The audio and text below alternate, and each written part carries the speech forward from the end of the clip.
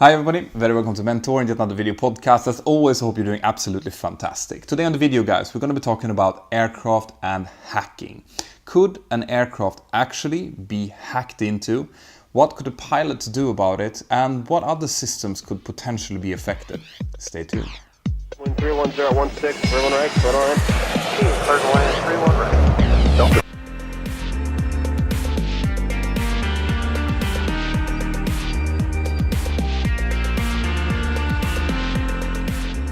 Right, so hacking of aircraft system. Now, this is a problem that has become bigger and bigger the last couple of years as the aircraft become more and more computerized, and as there is more and more data being sent from an aircraft to a remote station and then back again. There is always a bigger and bigger chance of the aircraft being attacked by malicious operators, by hackers.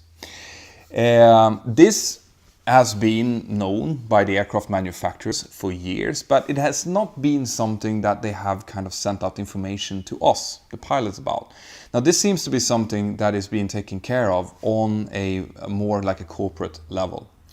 There has been report, the Department of Homeland Security in the US reported back in 2015 that they had successfully been able to hack into their own 757 while it was standing on the ground using basically off-the-shelf stuff that you could bring through security and through the radio communication system. They didn't disclose what systems they had been able to hack. That was for security reasons, and didn't disclose basically anything. They just said that they had gained access to the aircraft. There's also been report by a private hacker, Ruben Santamarta, back in 2017, and he said that he, by building a small radio receiver and an antenna that he kept in his backyard, had been able to access the Inflight Entertainment systems of aircraft flying above. So this would lead us to believe that there actually is a threat out there. Okay, so what could we expect that hackers actually could gain access to, and what could they not gain access to? Well, in order to understand this, you have to understand a little bit about how the computer systems inside of an aircraft works. Okay. First of all, the most modern aircraft types out there are very heavily computerized. They have basically computers doing everything from managing the flight control surfaces to sending out the in-flight menus. But what you have to understand is that the aircraft manufacturers are well aware on these modern types that the systems are built this way. So they have, brought the security, cybersecurity, into the way that the aircrafts are being designed. So these systems, like the system that you can access from your chair in the back, and the flight control systems are completely separated, both by space, by infrastructure, by system, by computer language. Everything is separated to make sure that there shouldn't be any kind of way that someone can access the aircraft control system from the in-flight entertainment system. And this, it kind of speaks for itself. So that on modern aircraft is not seen as a huge problem.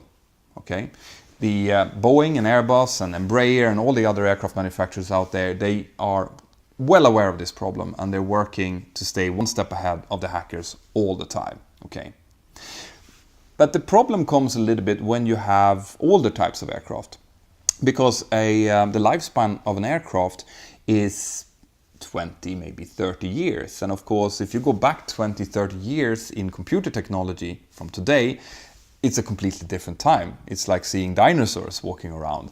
So the aircraft like the one I'm flying, the 737 or the Airbus 320, or aircraft that were older, well, they will have computer systems that weren't really designed to counteract hackers or cyber attacks. But the positive thing there is, of course, that they also weren't as computerized, and they also weren't as integrated as the modern airliners are. So the computer systems that we have on board the 737, I can't talk about Airbus because I don't know them that much, but on the 737, is basically confined to giving us navigational data, It's not so much, there's not fly-by-wire on the 737. The 737 actually still have physical wires going from the yoke back to all of the control surfaces. So yeah, there could be a way for someone to potentially put damaging malware into an update of our navigational programs, for example. But the fact is that we would notice that quite quickly, because we are not only flying the aircraft on our GPS. We're flying it based on conventional navigation as well.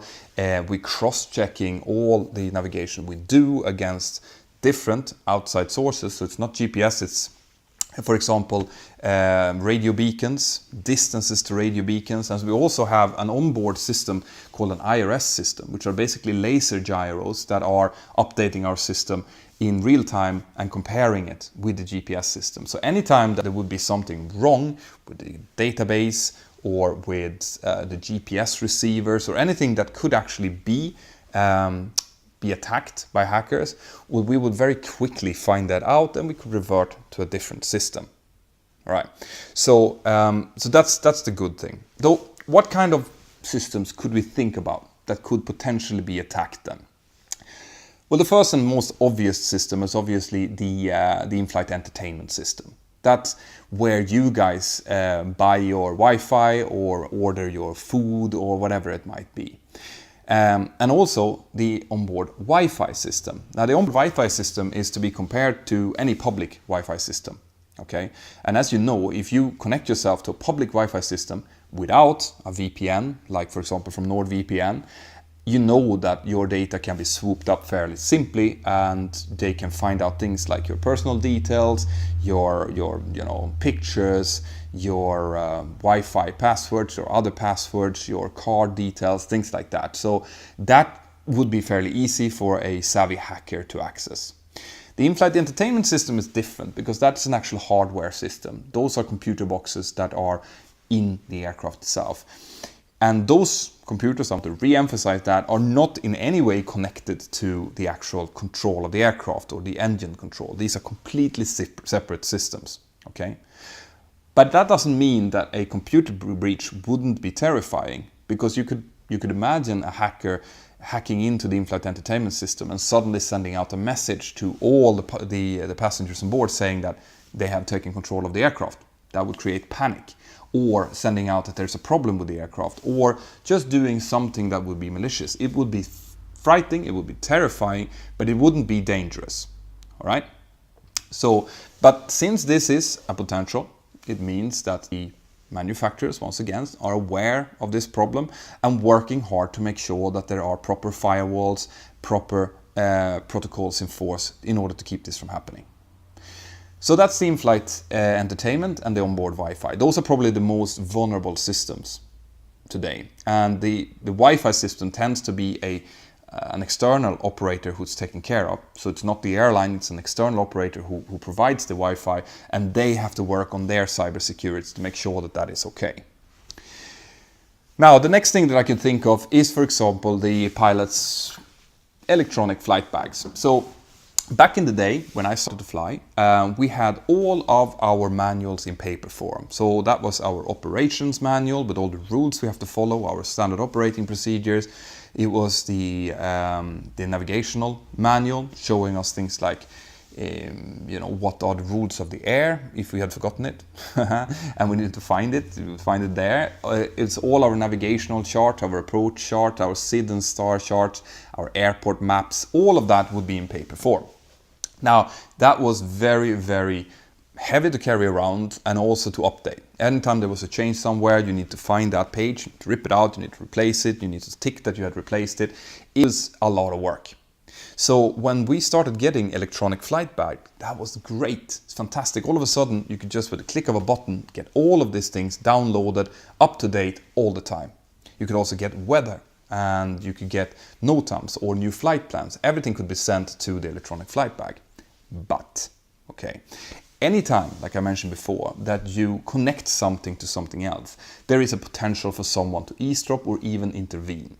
Okay, so the airlines are well aware of this, okay, and the authorities, the national aviation authorities, are also well aware of this, which has which is why we're not allowed to do everything on electronic. Well, we have to have paper form flight plans. This differs between airlines. We also have to have a backup. We have to have at least 2 of them. And we are under no circumstances allowed to put anything else than company approved, in most cases company specific applications, on our flight bags. So some airlines will be using iPads, some airlines will be using dedicated flight bags that only does that. There are pros and cons with both, but it's all very controlled. You cannot in any way interfere with the software inside of these flight bags. That's one thing. The second thing is you and we are not allowed to connect ourselves once we're airborne. So you are not allowed to take your flight bag and connect it to the onboard Wi-Fi. You're not allowed to have even the GPS function inside of the iPads, for example, can be used. Because once we close our doors and we put flight modes on our flight bags, there's no one who can come in and interfere with what we have on board. If something happens on the ground, let's say that the whole system of the whole airline would be attacked, well, then we will notice it as soon as we start it up and something stops working. Well, we can't use the flight bag then, and we can go back into our crew rooms and we can print the paper charts and we can use them. Okay. If something would happen to an individual one, well, then we have the other one.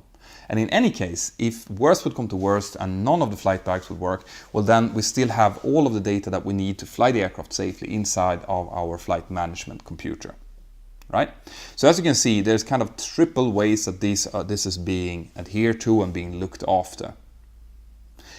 So that's the electronic flight bags. The next thing would be the onboard control systems. Like I was mentioning in the beginning, the navigational system of the aircraft or the flight control system. Okay, like I said before, I cannot speak about other manufacturers. I can only speak about the 737 that I fly myself. And that one, it is really only the navigational database that contains like information about navigation, obviously, but also terrain databases and things like that could be affected.